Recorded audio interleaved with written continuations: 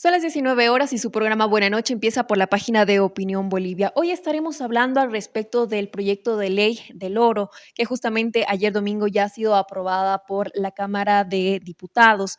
Pero para tener más detalles, sobre todo para conocer si va a ayudar o no a la economía, a la crisis económica que estamos viviendo en estos últimos tiempos, nosotros estamos en entrevista junto con Jaime Dunn, quien es analista financiero, a quien le damos la bienvenida. ¿Cómo está? Buenas noches.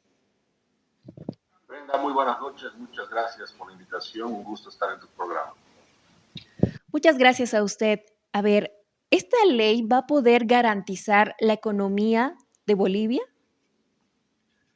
Bueno, Brenda, es muy importante lo que tú preguntas porque la ciudadanía debe de entender de que evidentemente Bolivia está atravesando una situación económica muy difícil por temas que son muy de fondo, temas estructurales, y esta ley del oro no soluciona los problemas de la economía. Evidentemente es un elemento que va a ayudar a ganar tiempo a las autoridades para ver cómo se toman otras medidas adicionales, pero el creer que aprobándose la ley del oro se suspende toda posibilidad de que la crisis se acentúe no es lamentablemente eso cierto. Entonces, evidentemente, y repito, esto es algo que va a ayudar a ganar algo de tiempo y no necesariamente por la compra del oro, sino la autorización que tiene en el artículo 9 el Banco Central de poder transformar y convertir el oro en divisas, que es una manera de decir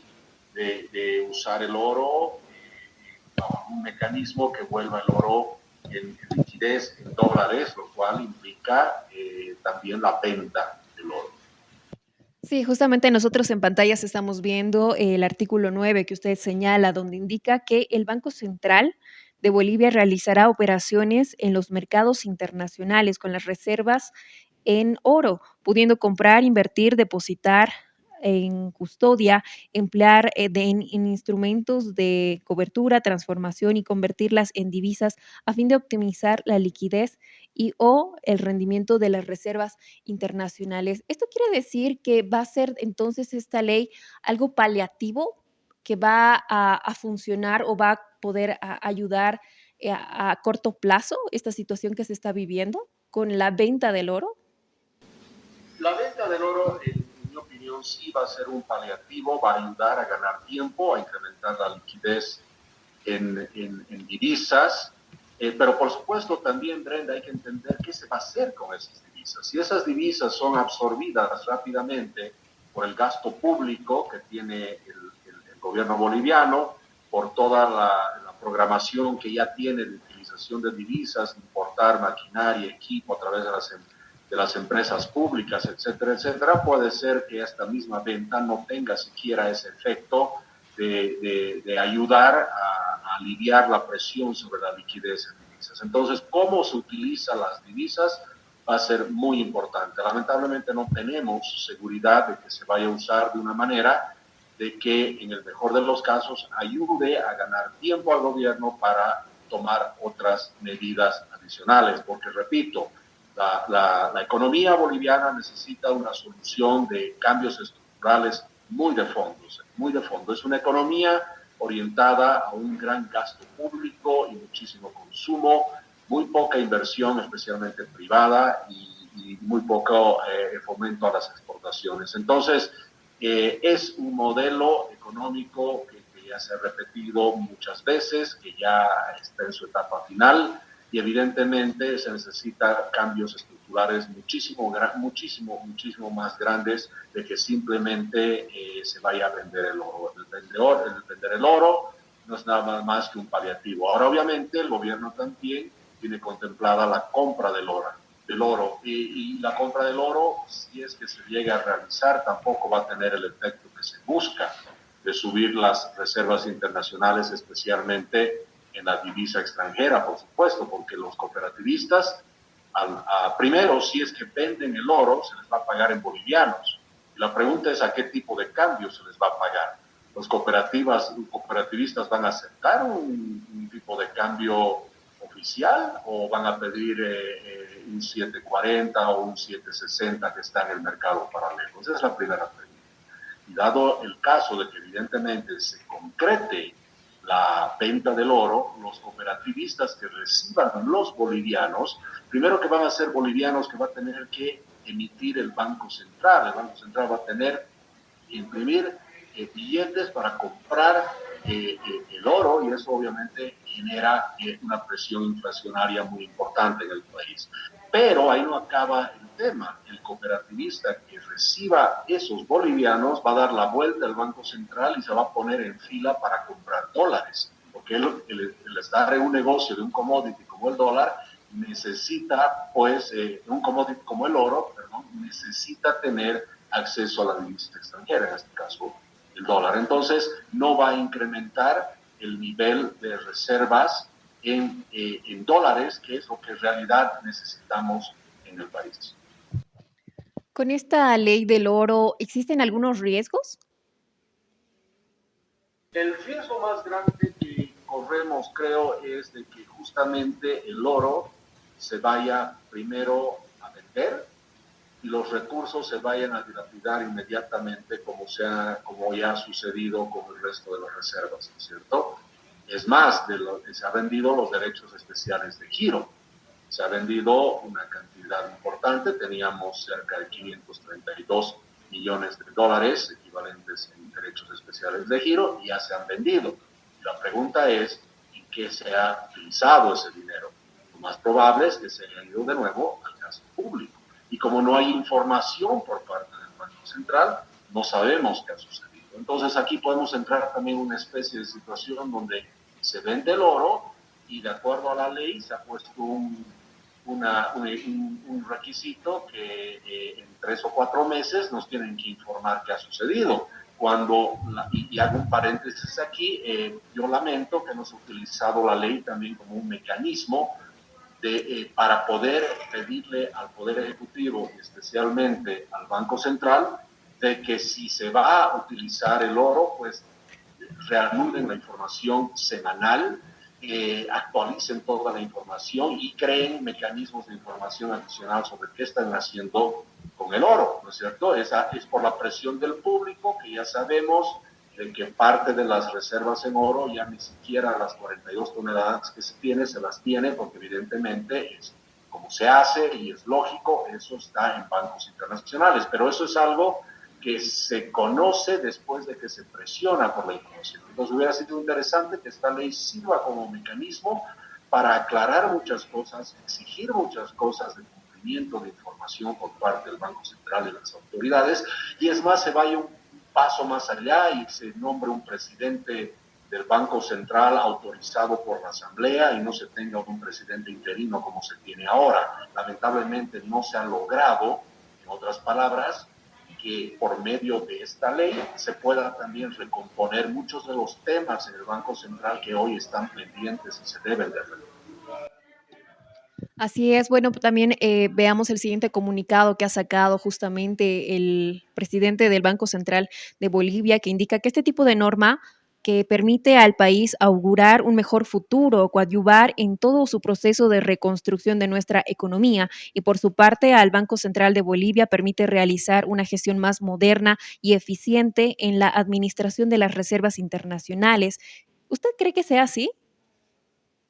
Bueno, definitivamente, Brenda, es cierto que los bancos centrales en el mundo hacen estas operaciones de comprar oro, vender, ignorarlo, volverlo liquidez cuando sea necesario, etcétera, etcétera. Es una operación relativamente normal en cualquier banco central. Lo que pasa es que el Banco Central de Bolivia, para ponerlo claro, es un banco atípico, ¿no es cierto? No es igual que una Reserva Federal de Estados Unidos, no es como el Banco Central de Inglaterra, no es como un banco central en Chile, etcétera, etcétera. Es un banco que tiene muchas características muy especiales.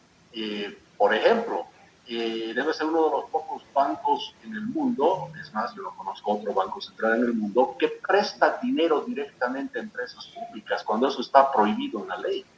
Es el único banco central en el mundo que busca reservas internacionales para poner un fideicomiso llamado FINPRO para dar crédito a empresas públicas al 0,5% a 20 o 30 años.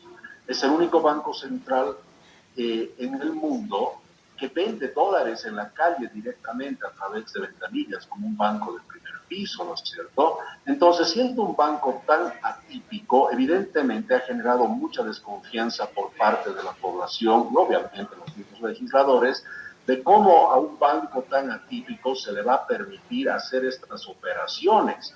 La falta de institucionalidad en el Banco Central, el hecho de que ni siquiera tiene un presidente nombrado por la Asamblea, siempre se manejan con interinos, ¿verdad?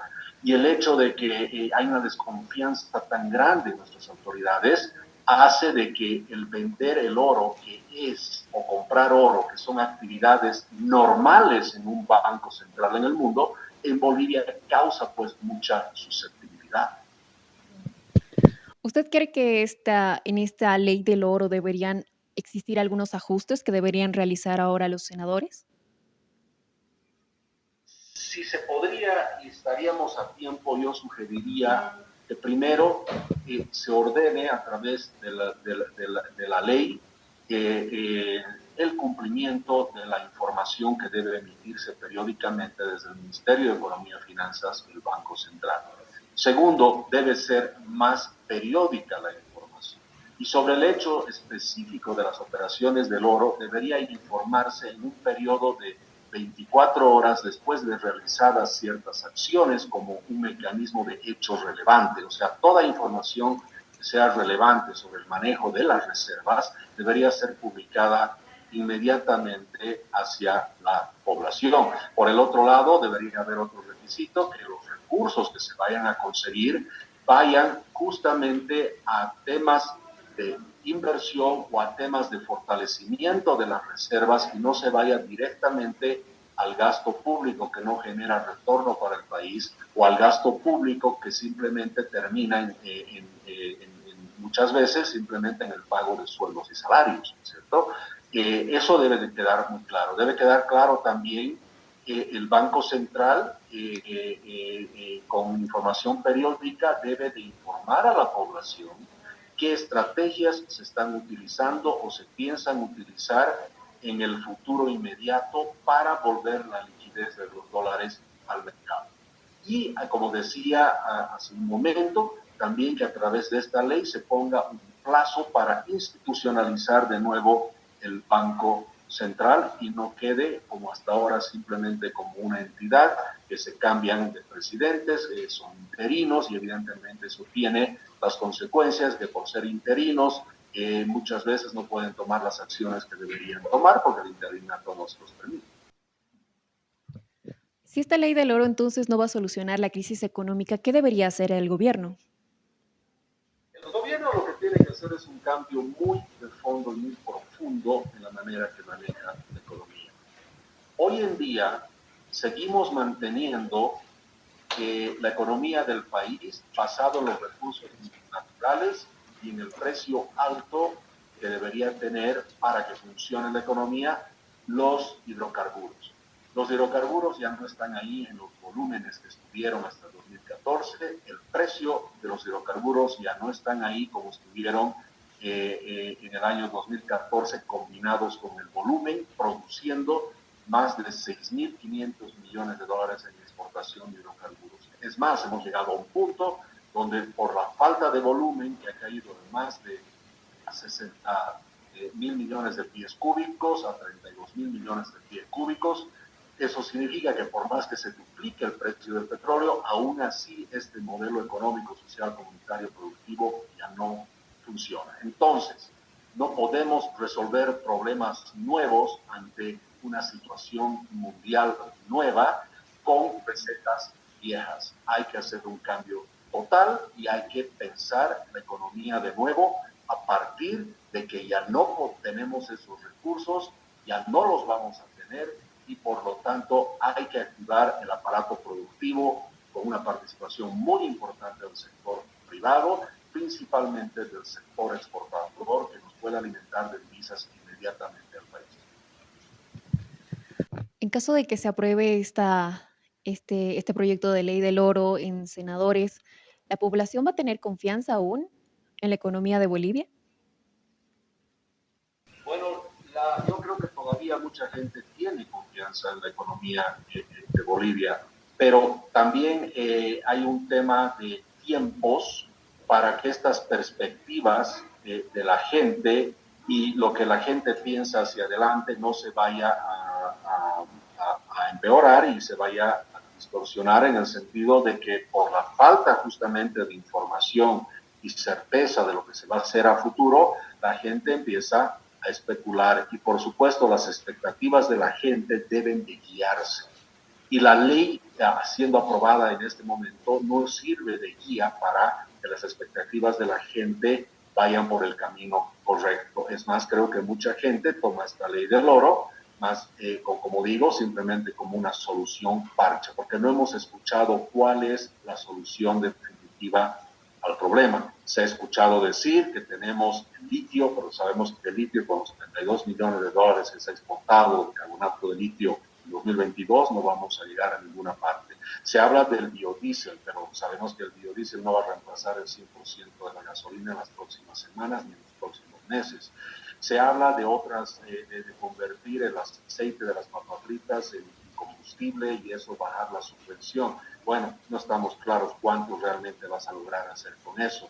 Entonces se habla de muchas cosas que se va a hacer a futuro, pero la gente necesita claridad de qué acciones de política económica se van a tomar en los próximos 3 a 4, las próximas 3 a 4 semanas.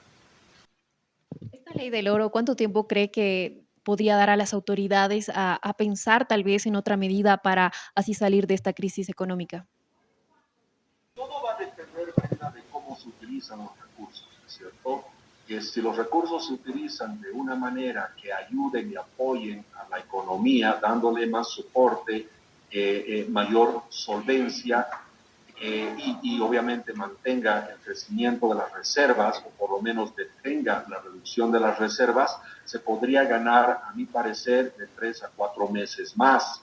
Aunque ya habiendo yo comentado ese plazo, muchos creen que eso es un plazo muy optimista, pero sí sabemos que da algo de tiempo, ayuda a las autoridades a tener más tiempo para poder proponer acciones más contundentes y más certeras. En el corto plazo hay que resolver el tema de la subvención y la importación de combustibles, que son el problema principal en este momento. No nos olvidemos que prácticamente la mitad del déficit fiscal está justamente causado por los subsidios. Entonces, ¿qué se va a hacer con los subsidios? Sabemos que los subsidios van a tener que continuar por ahora y especialmente ayudando a las familias que más lo necesitan. Pero también al mismo tiempo sabemos que los subsidios, tal como se maneja el día de hoy, es una fuente de corrupción, es una fuente de desvío de combustibles, es una fuente de corrupción y contrabando, y adicionalmente queda claro, ya hay estudios muy concretos, de que las subvenciones, en realidad el 60% de la subvención va a ayudar a familias de clase media y alta. Y es más, ni siquiera se concentra en ayudar a la gente que realmente lo necesita.